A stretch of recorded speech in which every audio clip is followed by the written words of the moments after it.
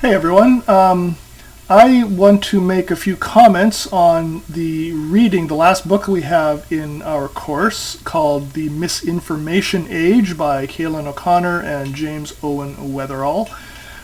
This is actually a new book for this course. For the last few years I've used a different one called Post-Truth by Lee McIntyre. I like to change things every once in a while. This was the McIntyre book was okay. It had its limitations, I think, as every book probably does. We'll probably find some in this book as well.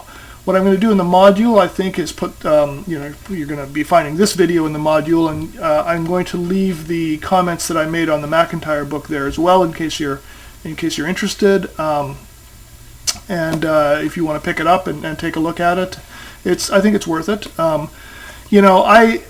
In this course, this course, which I've said all along, is a course on ethics, epistemology, and social organization, knowledge, responsibility, and society. I've always wanted to finish the course looking at questions around truth in society at large.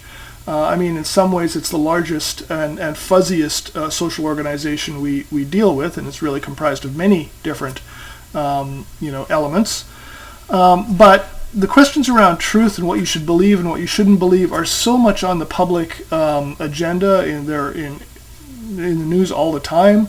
There are claims made about who to believe and who not to believe, and it just feels like it fits into the kind of wheelhouse of this course, right? There are ethical questions attached to what you should believe, who you should believe, and so forth.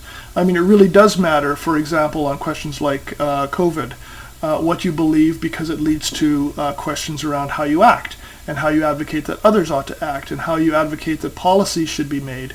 And so those sorts of things really, I think, illustrate the kind of close tie between how we know, what we think constitutes knowledge, who we trust, all of that stuff, and how we act, and how we think we ought to act, or how we think others ought to act as well. And all of that, of course, is encouched, as I've already said, in this kind of larger discussion of social organizations. It's not just me as an individual making a decision for myself, much as we might like to think that that's how things work. It really is, my decisions, my actions have implications for others in society, even if it's simply, the kind of immediate family or the people around me, but quite often it's a much larger scope than that. And so, I think that kind of classic ethical notion that ethics is really only about your own personal decision making, I think in an area like this is at the very least put to the test, and really is often not adequate to be able to think about our ethical action within that kind of environment. And so what we're going to do here is this week we're looking at the introduction and the first couple of chapters of this book, and next week our next module we're looking at the rest of the book. And so I just want to make a few comments on it. I'm looking forward to seeing what you all have to say in the discussion area about this book. As with all books, as with all readings that I give you, I am not giving them to you because I necessarily endorse everything in them, nor am I saying that you ought to agree with the authors. In fact, this is a philosophy course, and quite often the whole point is to look at things we don't agree with. And in fact, these authors take that issue up. This book was written or published in 2019, written before that. And so it was, before COVID. It was, during the Trump presidency. And so there are some examples. There are some political examples. They really mostly try and stick with scientific examples in this book. Many of the examples, the vast majority of the examples, are about how scientists come to agreement or fail to come to agreement, or act on evidence or fail to act on evidence, or things of that nature. And so we're going to be spending a lot of time in that kind of space, if we want to think about the science as an institution in society. Their kind of orientation is to think about that. And so we can see, in the table of contents here, the introduction is the vegetable lamb of Tartary. And chapter 1 is what is truth, and chapter 2 is polarization and conformity. And I'm not going to go through all of these, in a really in a fine-tooth manner. I just want to make a few comments on the way, kind of a few pointers that are worth looking out for, and maybe, add to the book a little bit. Think about, in their focus, what have they not focused on? What have they missed? And so let's jump in a little bit here and see what we've got. And I'm assuming now that you've all read this, so I don't need to summarize, but the vegetable lamb of Tartary is this medieval story that got told that there was this tree in India that bore fruit within which could be found tiny lambs complete with flesh and blood. And so this English knight, Sir John Mandeville, started circulating this. He writes about this, and other people pick up the story, and they run with it. It gets written about all sorts of different people. And of course, it's a ridiculous story, and you can find a lot of these in medieval texts. People who had traveled or purport to have traveled to various places, and report wonders from those long-distant foreign lands. There's a larger story we could tell about all of that. Of course, those wonders may be points of desire for Europeans and lead into the age of conquest and colonization. Those wonders might be just stories that tell us just how different those folks are, and therefore, have not been blessed by God, or not been, given the fruits of civilization, and therefore it's our job, our task to bring that to them. I mean, there's all sorts of things you could talk about. They don't talk about any of that really here. Okay, they're just really interested in, why do people believe the things that they believe, especially something like this. And it is an interesting example, right? I mean, we would like to think that in this day and age, if something like that came up, it might be relegated to the National Enquirer, or places where we know there are, these places are not to be trusted, right? They regularly, report fantastical things, things that have little basis in reality, and so forth. At least that's the kind of classic idea we might have about things like that. And so, so we might think we could tell pretty well by the source whether something is reliable and worthy to be believed or isn't. Okay. Now, as we also all know in this day and age, that barrier, that line, is eroding. It's becoming much, much grayer. The space between yes, we know this is true, yes, we know that's not true, that space is a very kind of contested and difficult space. And, so it's interesting that they start this book with this kind of medieval story. It's in an age when, it's pre-science, pre-Western science.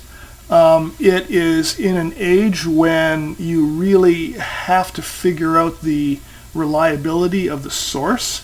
What they tell us here is that they have, a number of people who were brought over to believe in this idea, and so if you'd heard from one of those people, you might think, oh, okay, it is reliable. This trustworthy person believes it, I should too.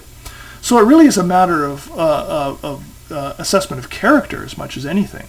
So from there they go on to talk about this event of the inauguration of Donald Trump, and the reports about the size of the inauguration crowd, and the story is that a great many people believed that it was the largest crowd in history. That was what was reported by those close to Trump. A great many others, just simply compared images of previous gatherings in the mall in D.C. and said it's nowhere near the largest. Here are all of these other events that were much larger, including previous inaugurations. And so it's worth asking, and this is something they don't ask in the book, right? I mean, their purpose is to really just think about, how did it come to be that a whole bunch of people chose to not believe their eyes, especially when looking at the comparisons with other events, and instead chose to believe that this really was the largest gathering ever. What they don't ask is what could drive people to want to believe things. And I'm going to leave this quite open, right? To both believe that this was the largest crowd when empirically it wasn't, or to believe that this wasn't the largest crowd when a whole bunch of other people were claiming that it was.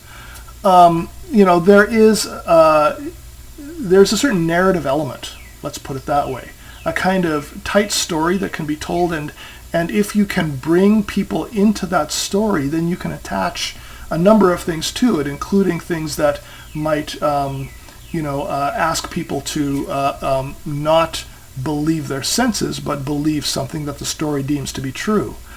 What's interesting is that we see in a later, in the second chapter, they talk a little bit about experiments that were done on people, and in groups where a great many people in the group were confederates of the experimenters, and were saying things that were empirically not true. But they argue that in these experiments they could bring probably a quarter or more of the people along with them. In other words, the people who were not privy to what the experiment really was could be brought along to say, this line is the same as this benchmark line instead of this other line. That's you'll see that further down in chapter 2, and that's really interesting, right? I mean, there's a certain kind of peer pressure. Somebody doesn't want to stand out. That's what they talk about in that section, and it really is true. But what they don't talk about is that kind of underlying narrative that might already incline someone towards thinking that something is likely, and some of that has to do with character and reputation, who you believe, who you trust, who you don't trust.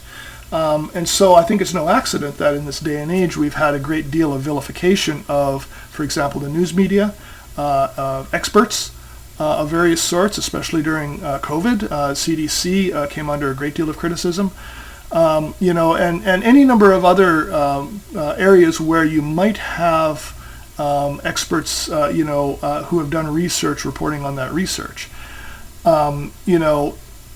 Something that's going to override that is if you have a narrative that says, given the choice between believing in the narrative and believing an expert who says something other than what the narrative says, you stick with the narrative, right? In other words, the experts could be wrong, and indeed this book spends a lot of time in talking about ways or times when experts are wrong, and tries to think through what it means to still think that expertise matters, still think that there is an institution that should be trusted, in light of the fact that all of these things are fallible, in light of the fact that the news media is fallible, and we've seen it many times. Science as an institution is fallible, individual scientists are fallible, and all of those sorts of things. And so,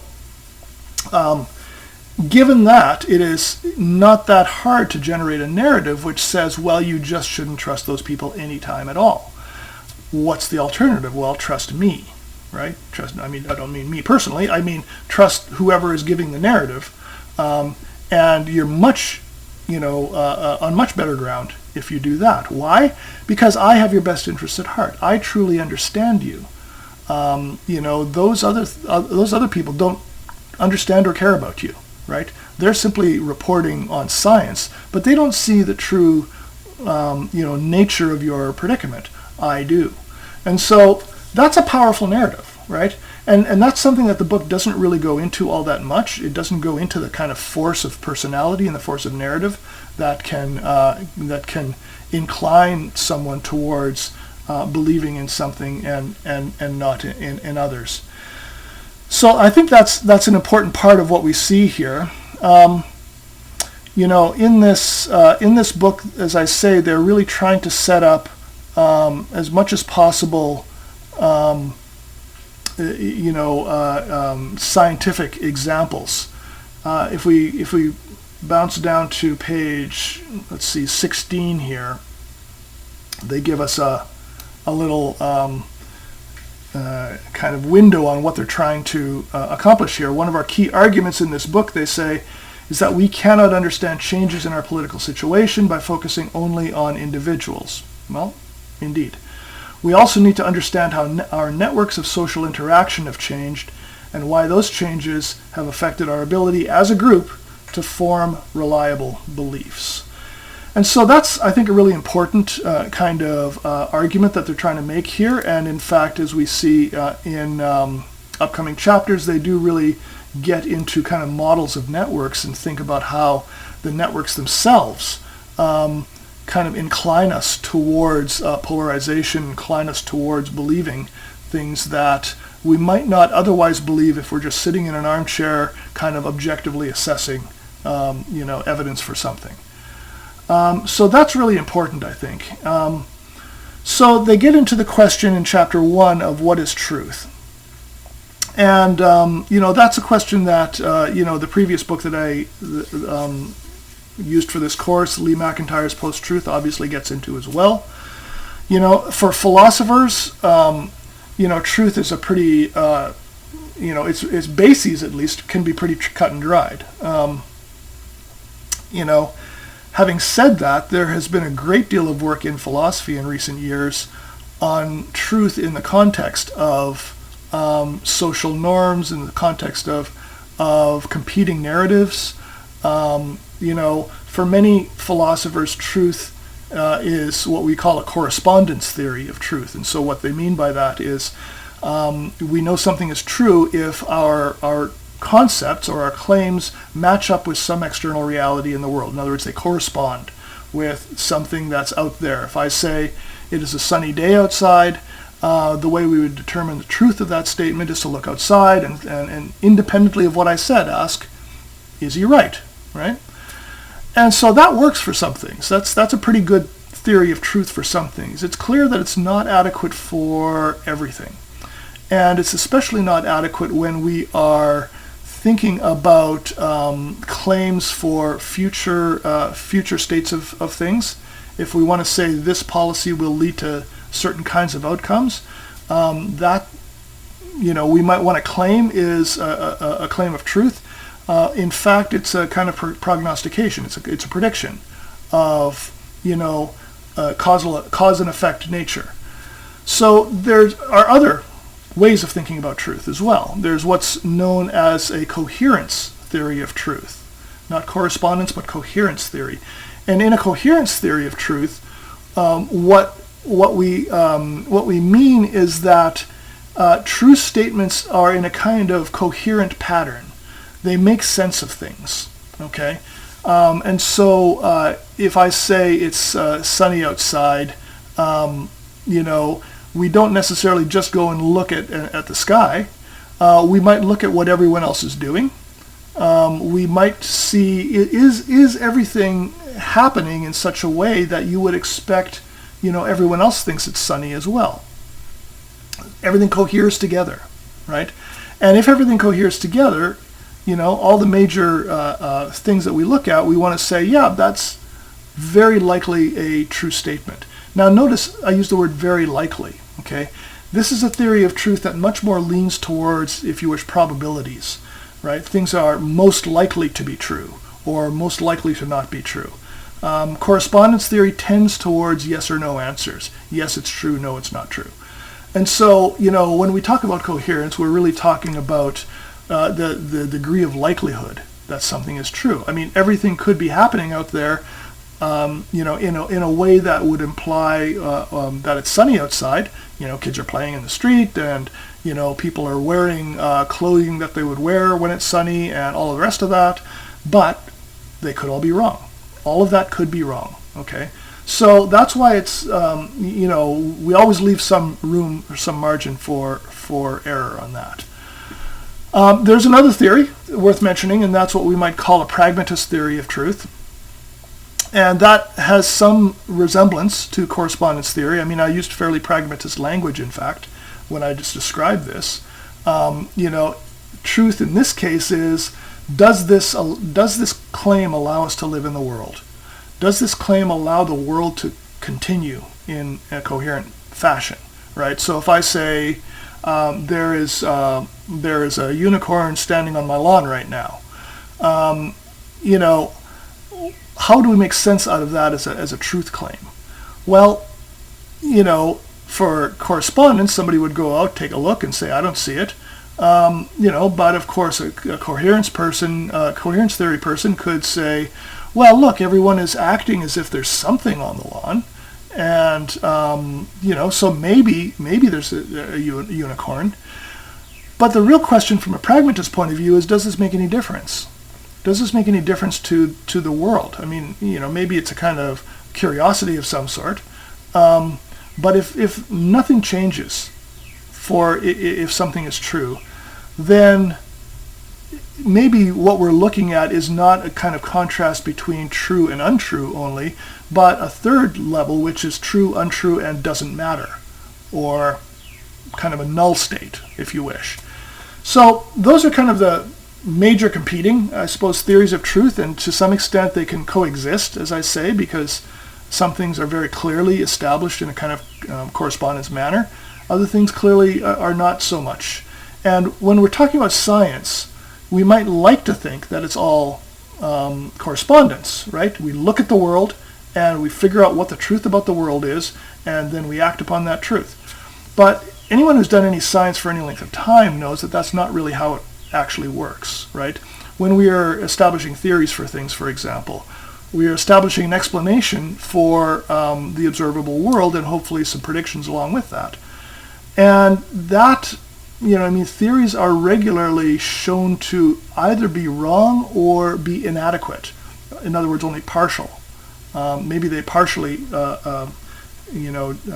account for things, but not enough. And so, when we're doing science, we have to think about truth in this kind of, I guess, more sophisticated manner. And the fact that it's like that means that there are lots of ways that people can critique science and throw questions up about the process, about all sorts of different things. And so in this chapter, we have some examples of that. Some of them revolve around climate issues. The very first one is really about CFCs, chlorofluorocarbons, and the realization that they were diminishing the ozone layer. And just to kind of, they walk us through the controversy around the acceptance of that. And it was a politicized controversy to some extent. They talk about that. And it was politicized in part because doing something about that would have implications for large corporations and other, big money entities, including in some cases governments. And so, what we have, if we go down here, the idea of truth presents many old, difficult philosophical problems. Can we uncover truths about the natural world? Are there reliable methods for doing so? Can we ever really know anything? And all of that's true. These might seem like questions for philosophers to worry about, hardly demanding our attention, but in fact they are as central to everyday politics, business, and even life and death as any question one might ask. And as the imperial tradition running from Pilate to Trump suggests, those in power have long understood their importance. And so, establishing truth and figuring out how to act on it is a difficult thing. And so, that's at this point, the question about the ozone layer is really an example of scientific success.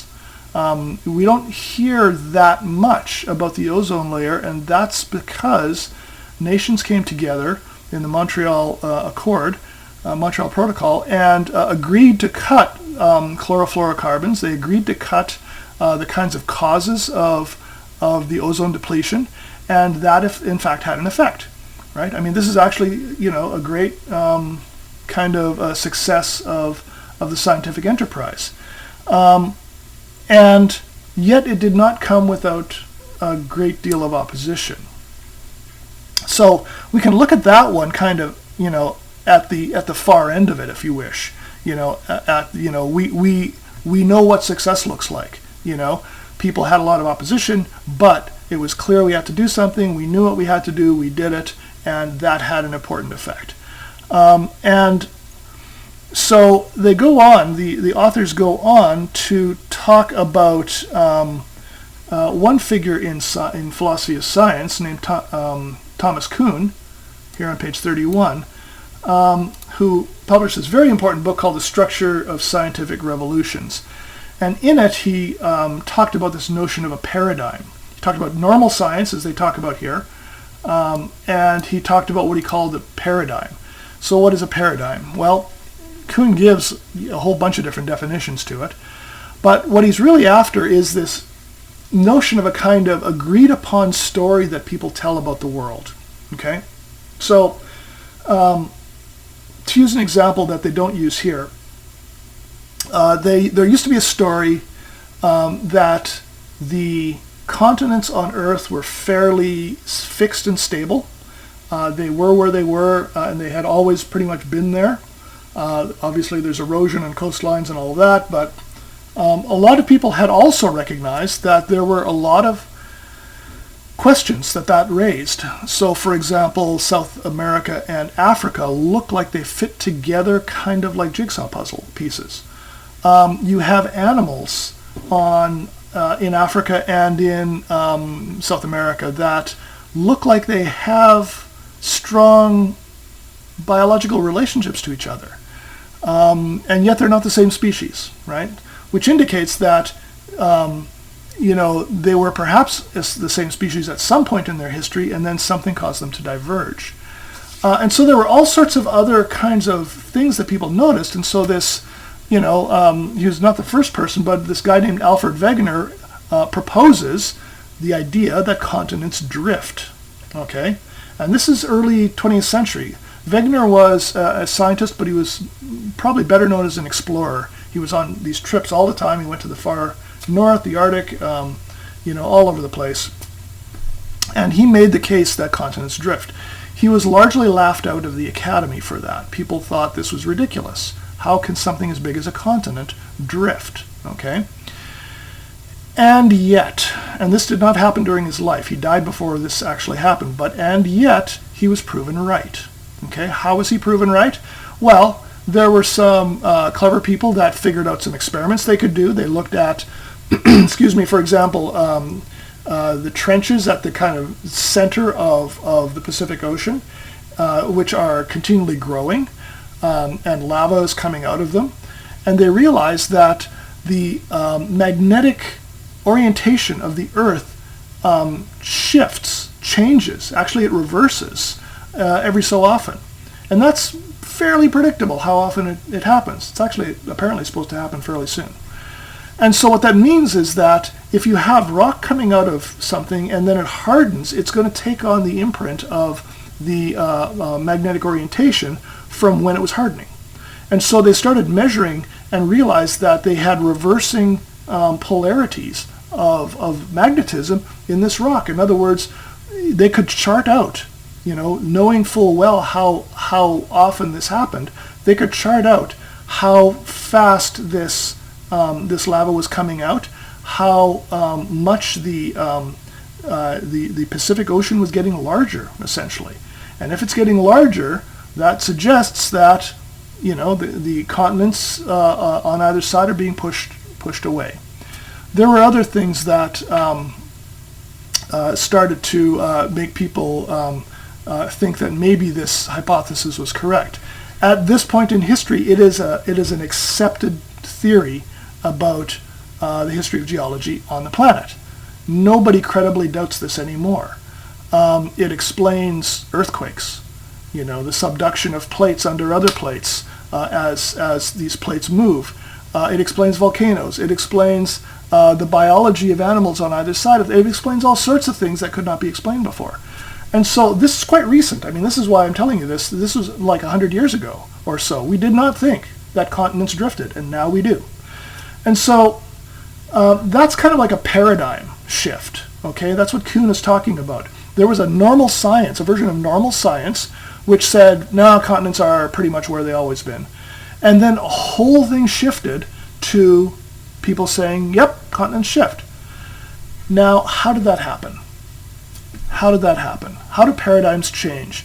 In Kuhn's mind, they change for a number of reasons, but one of the important reasons is that there is a kind of non-rational moment.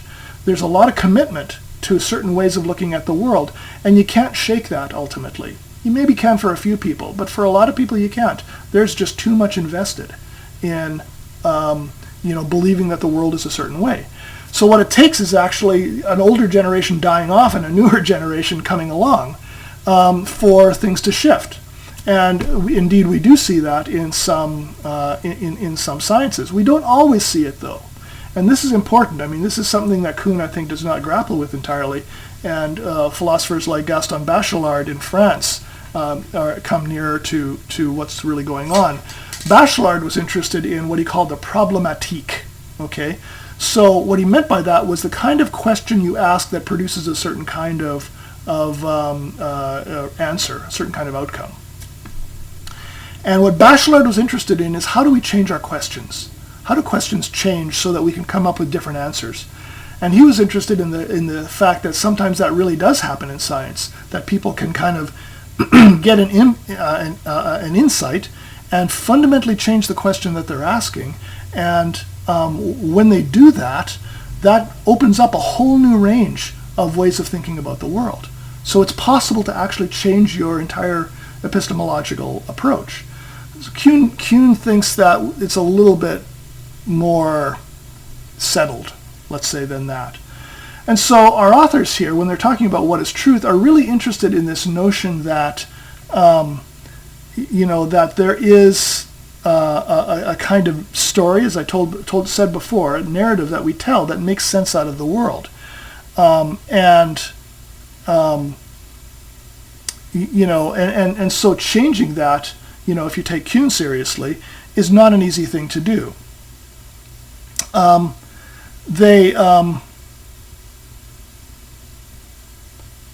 And most of this chapter is really about the kind of CFC discussion. They end up talking about acid rain by the time we get down to page 43, 44. Something that people all knew happened, but did not necessarily ascribe it to environmental factors. They might ascribe it to specific kind of calamities, specific kind of catastrophes that happened, like a volcano or some sort of eruption like that can produce acid rain. But what the argument has been among climate scientists is that no, this is something that happened more and more, not just because of catastrophes, but because of human intervention, heavy industry, for example, things like that. Again, controversial for some people. All right, let's take a quick look at the polarization and conformity chapter. And, they recognize they're publishing this in 2019. Already the U.S. is highly polarized politically, and that brings with it polarization in many other things as well, many other areas as well.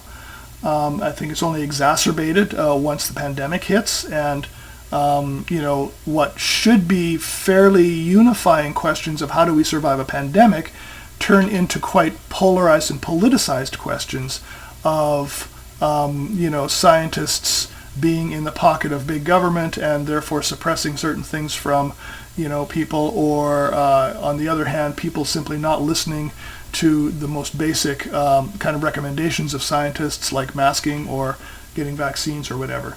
And so, so there's a polarization, and each side has its kind of argument for why it's right and why the other side is not just wrong but evil, but really trying to harm others. Okay, so they start off the chapter talking about mercury, the element mercury, which is the only element that exists at room temperature in liquid form, and they talk about the kind of realization that fish, especially large predator fish, are kind of repositories of mercury, and those people who eat a lot of fish may well end up with a lot of mercury in their system. And so they talk us through what happened with that, which seems like it should be just a kind of a scientific, you should just do the science on it, and you should, if it's true or it's not true, you come to a conclusion, and everyone should just say, okay, well, the scientists have figured this out for us. What actually happened was a great deal of controversy, and the controversy was in part driven by those who were not interested in making large-scale changes in especially things like coal-fired power plants, because what the scientists were saying was that some of that mercury is coming from the fact that we burn coal, and that the residue of that coal gets into the air and drops into waterways and turns from a kind of fairly inert sort of thing into a highly toxic methyl mercury. And so, if this logic is accepted, that means that we need to stop the cause of that, which is we need to move away from coal power production. And so a great deal of effort was put into debunking the idea that coal was somehow any kind of cause of any of that.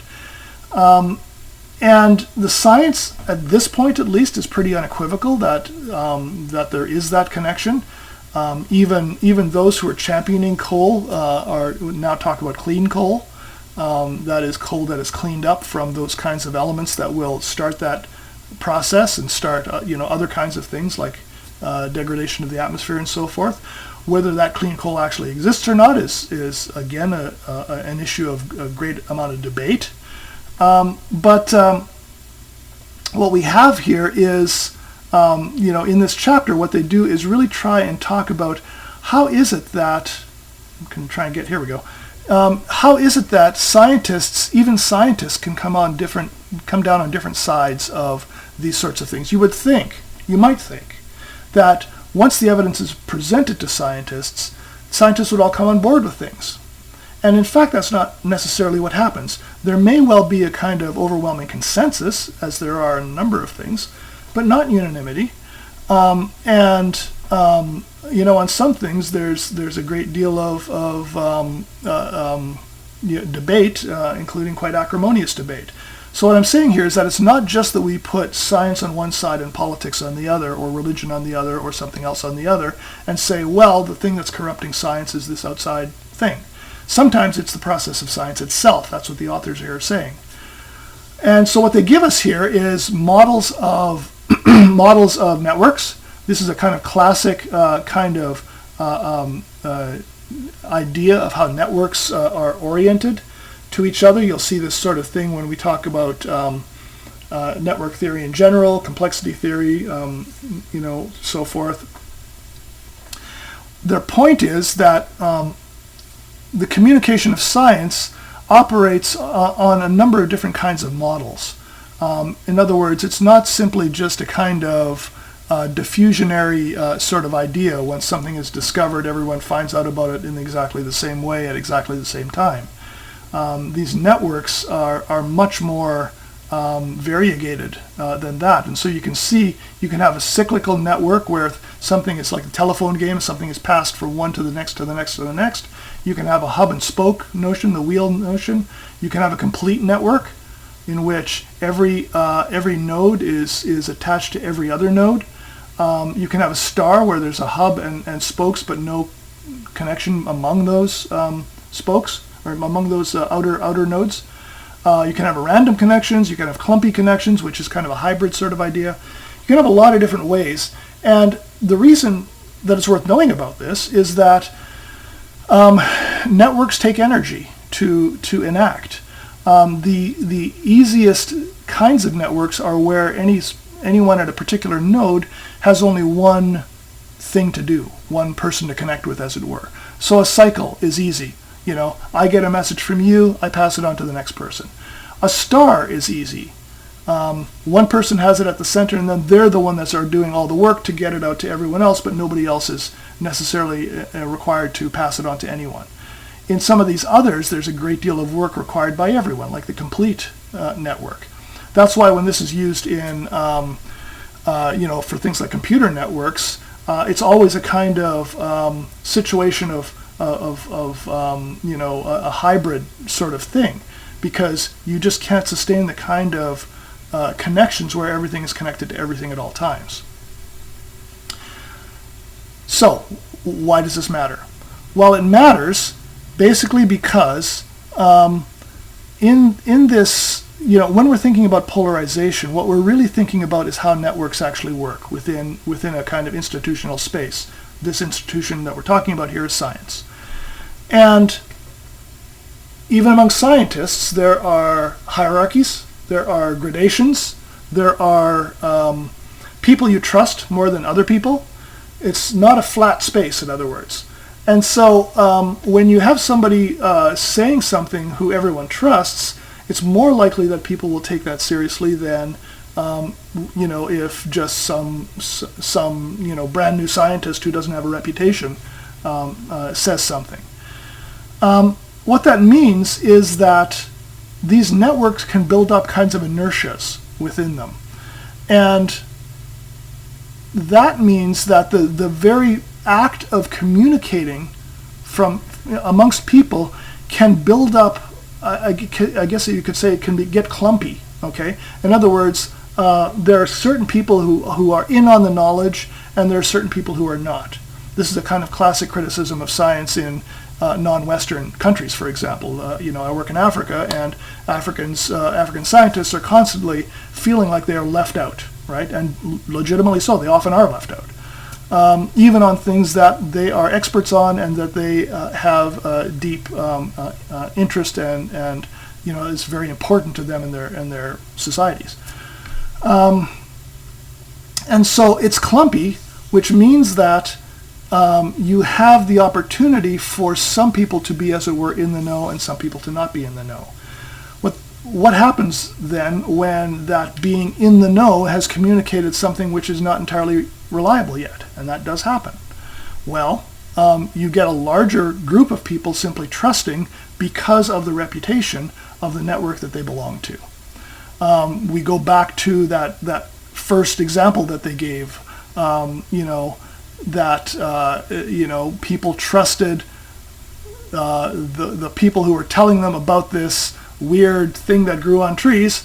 It must be true. Animals grow in a fruit on a tree, which is ridiculous. But if a trustworthy person tells you, then okay, I guess I'll trust that. The other thing that they talk about in this chapter, which I think is important, is there's a limit to that trust. Okay, so if I ask you how much is that story worth to you, in other words, how much would it take to convince you of a different story, there is usually a threshold to that. So if we go down, let's go down here to the example I referred to earlier. There we go, that one. So this is an experiment done by Solomon Asch, and in this experiment he has groups of people looking at these lines, and this is the kind of line that's the standard or the benchmark line, and you're being asked which of the lines on the other side are the same length as that one. And a whole bunch of people in the group that you're in are going to claim that C is the same length, when in fact A is the same length. But under some circumstances, you can, like about 25% of the time, you can, a person will come along with the majority in the group if everyone else says no, C is the one that's the same length. They'll say, well, the majority must be right.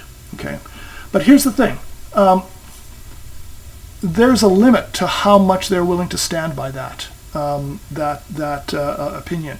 Let's say I say I will offer you $100 if you get this right, okay, and then ask you which line is the same line. They are actually less likely to go along with the crowd at that point if there's money on the line. If you are now forced to really think for yourself rather than accept what everyone is saying around you. And why is that? Well, there's nothing riding on this. I mean, who cares which line is the longest? You can just go along with the crowd, and it's no big deal. I think we see this sometimes in politics as well.